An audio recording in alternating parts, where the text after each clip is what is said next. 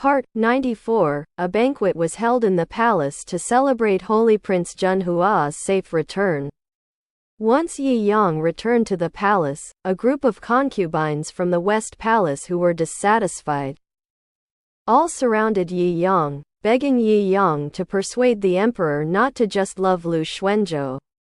In the past few days, Lu Xuanzhou has been named every day, looking at Lu Xuanzhou with a moist face. They are so jealous. Lu Xuanzhou, who counted the money until his hands cramped, shrank his shoulders and looked scared when he saw everyone looking at him with hostility. Yi Yang looked at Lu Xuanzhou, who was about to cry. His head hurts. He was actually most afraid of Lu Xuanzhou's cry. If Lu Xuanzhou started crying, he would not be able to resist. Thinking that the emperor named Lu Xuanzhou recently, I was actually a little jealous. It turns out that the emperor likes people who love to cry. That's right. A weak personality like Lu Xuanzhou can indeed arouse a man's desire for protection. He coughed lightly, and under the expectant eyes of everyone, he said slowly, "Okay. I will persuade the emperor to soak up the rain and dew." Seeing Yi Yang's opening, the concubines did not suspect him, and all looked happy. They said farewell and left. Yi Yang looked at Lu Xuanzhou and Shu Tianzi, who refused to leave, and raised his eyebrows. "You two want to stay for dinner?" Lu Xuanzhou and Shu Tianzi looked at each other. And they seemed to be asking, "Why don't you leave? When I have something to say to the imperial concubine alone." The two faced each other for a long time, but in the end, the timid Lu Xuanzhou was defeated and left in a sullen mood. As soon as Lu Xuanzhou left, Shu Tianzi straightened her body and said to Yi Yang with a stern face, "Imperial concubine. It has been a long time. When is the imperial concubine going to send me out of the palace?" Yi Yang actually had come up with a plan. But now his relationship with the emperor is getting colder and colder. He is afraid that if he proposes to send Shu Tianzi out of the palace, he will definitely be executed by the embarrassed emperor. Facing death, Yi Yang is also afraid. But he once promised Shu Tianzi, but now he regrets it and it doesn't seem very good. I have a plan to help you out of the palace for the time being, but it's not the time yet. When the time is right, I will naturally tell you." Yi Yang was a little ashamed. Shu Tianzi also knew that the relationship between Yi Yang and the emperor was getting colder recently. So she was afraid that Yi Yang would not be favored and would not be able to send her out of the palace, so she came to urge him. Now although she is afraid that she will not be able to leave the palace, she does not dare to be too hasty. If the emperor finds out about this, she may die worse than Yi Yang. So she can only wait patiently for Yi Yang until the time is ripe to say. After sending Shu Tianzi away, Yi Yang fell into deep thought. He is very confused now. Because to help Shu Tianzi, he must have a good relationship with the emperor. But thinking of the emperor sharing the bed with other people, he couldn't accept it in his heart. "What's wrong with you? This is how you looked when you came back?" Jun Yi asked aloud when he saw his tangled face. Hearing Jun Yi's voice suddenly, Yi Yang suddenly came back to his senses. Looking at Jun Yi, who appeared in his palace at an unknown time, Jun Yi said, "Yi Yang, do you miss me?" Knowing that the other party didn't want him, he still wanted to ask. Jun Yi felt that he was abusive, and he thought, of course, but how could Yi Yang really say this? So, he chose silence. Don't say you want to. Don't say you don't want to. What Jun Yi is most afraid of is that Yi Yang doesn't speak. If he doesn't speak, the air will freeze. He tightens his arms and hugs Yi Yang tightly. He feels the warmth on Yi Yang's body. And his lonely heart is finally relieved and soothing. "Yi Yang, I miss you." The heavy breath sprayed on Yi Yang's neck, provoking Yi Yang's whole body. and his body after half a month of abstinence actually reacted slightly. Yi Yang was annoyed at the honesty of his body, and couldn't help but curse in a low voice. But his low curse made Jun Yi misunderstood, thinking that Yi Yang didn't like his touch, and the hand that was about to move down was frozen in place. His mind was chaotic, and his hands were shaking uncontrollably. He didn't expect that Yi Yang hated him so much now that just holding him would make him bored. The air froze, making it almost impossible to breathe. Suddenly, there was a knock on the door, breaking the frozen atmosphere, and Jun Yi had able to breathe, as if he had come to life all at once. "Your Majesty, the Holy Prince is back." Eunuch Yun's excited voice came from outside the door. When they heard that the Holy Prince had come back, both of them were stunned. After Jun Yi reacted, he quickly let go of Yi Yang and walked out the door. "Where is Xiqing?" Jun Yi, who walked to the door, asked Eunuch Yun. For Jun Hua's return, Jun Yi was both surprised and delighted. After all, Jun Hua was his compatriot's younger brother and his only relative in this world. Back to the Emperor. The Holy Prince is in the Holy Prince's mansion. He ordered people to come to report his safety and say he is safe. Eunuch Yun also had a happy expression on his face. As long as he saw the Emperor happy, the servants would also be happy. Before Jun Yi stepped out of the Jinghong Hall, he suddenly stopped, turned around and said to Yi Yang, "Yi Yang, do you want to go to the Holy Prince's mansion with me?" Yi Yang's heart trembled. He didn't expect Jun Yi to be there. When the younger brother who knew he was missing came back, not only did he not leave directly, but instead asked himself, and was greatly moved. But he knew that the Emperor and the Holy Prince hadn't seen each other for a few months. And there must be a lot to say. He would not disturb the two brothers' affection. So, he shook his head and replied with a smile, "I won't go." Jun Yi was a trace of loss in his eyes, and he turned to leave. When Jun Yi left, Yi Yang's expression instantly collapsed. He is very entangled now. He clearly likes Jun Yi in his heart, but he insists on making the relationship between the two strained. Sometimes he himself feels that he is doing too much. Or, try to accept it. Anyway, it's like this. It's impossible to be depressed for a lifetime. Thinking that I can't leave the palace, it is indeed uncomfortable for me to do so. So, I might as well choose to accept it. But when he thinks that he wants to serve a husband with someone else, he can't get over that hurdle in his heart. So annoying.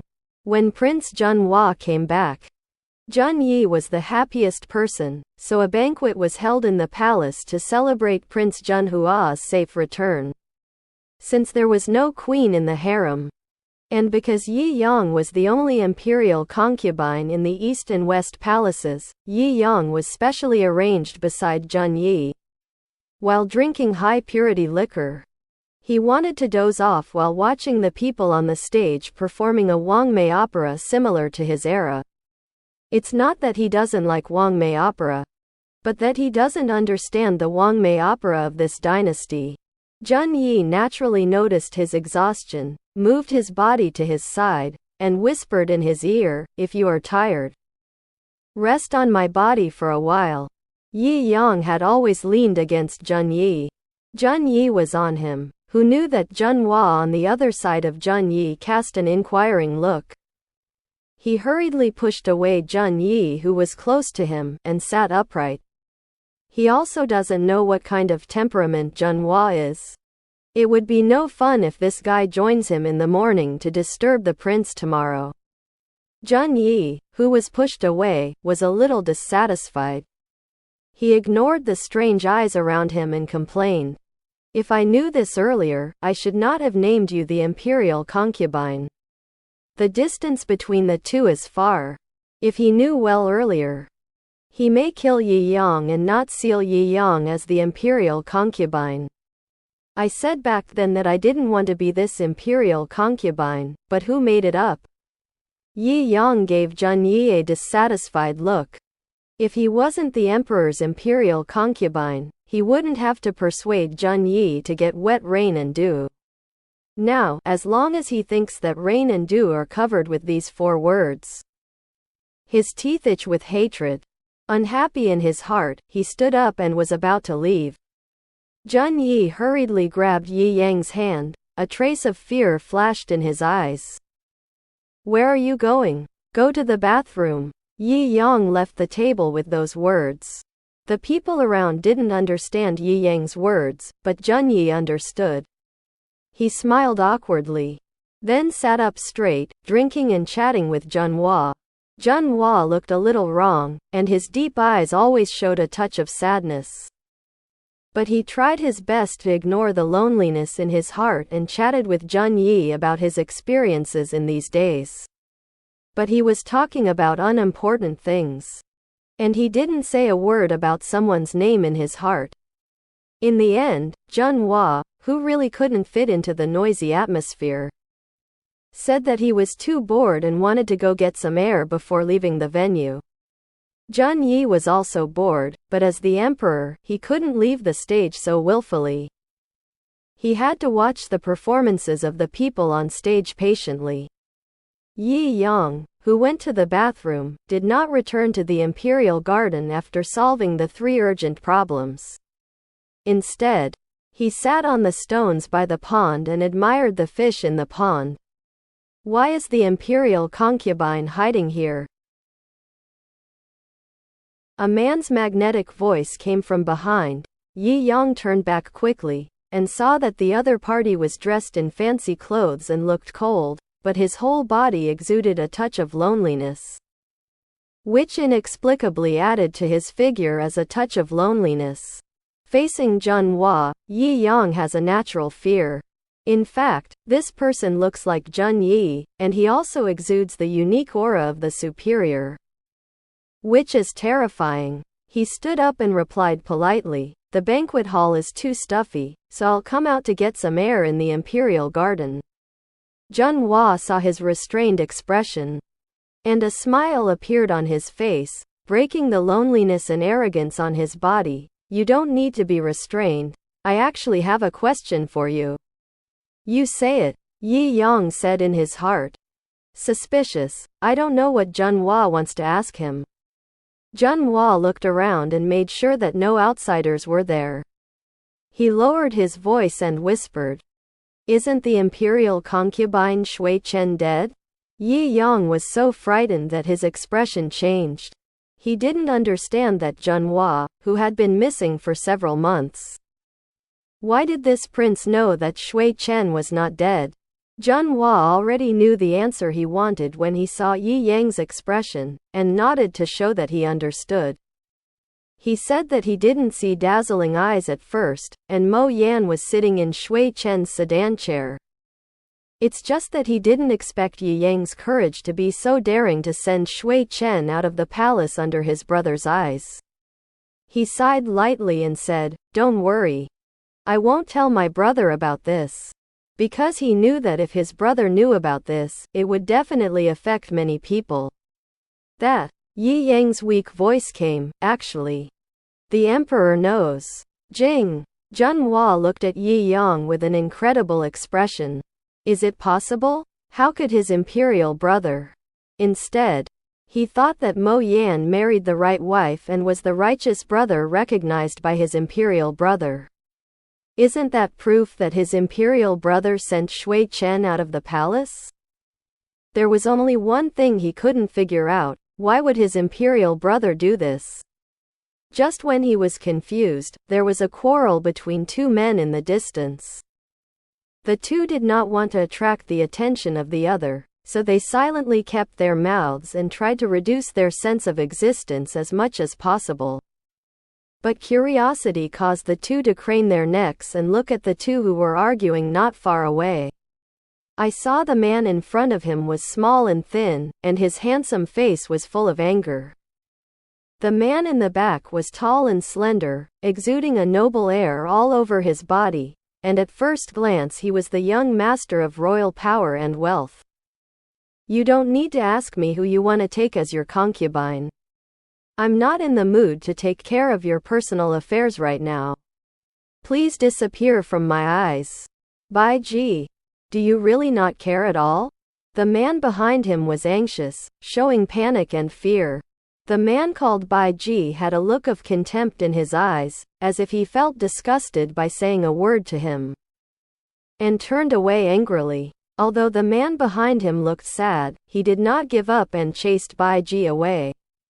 When the two figures disappeared at the end of the road, the two slowly exhaled the breath they had held for a long time. Looking at the way the two get along, I'm afraid it's another pair of evil. Yi Yang shook his head and sighed, sighing that people in this world are like this, and they are easily trapped by love. I don't know about the imperial concubine, that Bai Ji paid too much for Jinshin at the beginning. But unfortunately Jinshin didn't know how to cherish it. When it really broke Bai Ji's heart, it would be too late to look back. Junhua seemed to think of something, and looked. After a slight change, he took a deep breath and acted as if nothing had happened. Since I don't love you anymore, why don't you let go? Holding on like this makes each other unhappy. Why don't you let go and let the other party pursue the happiness he wants? Yi Yang shook his head and couldn't help laughing at his own right to speak to others. I am not troubled by love now. Turning his head, he saw Jun Yi standing on the other side of the pond with a surprised expression. Your Majesty. Jun Yi, who was discovered, hurriedly covered the pain in his eyes and looked at the two of them with a smile. What are you talking about? How are you talking? So happy? Gossip is common. Yi Yang didn't want to say more, and walked towards Jun Yi.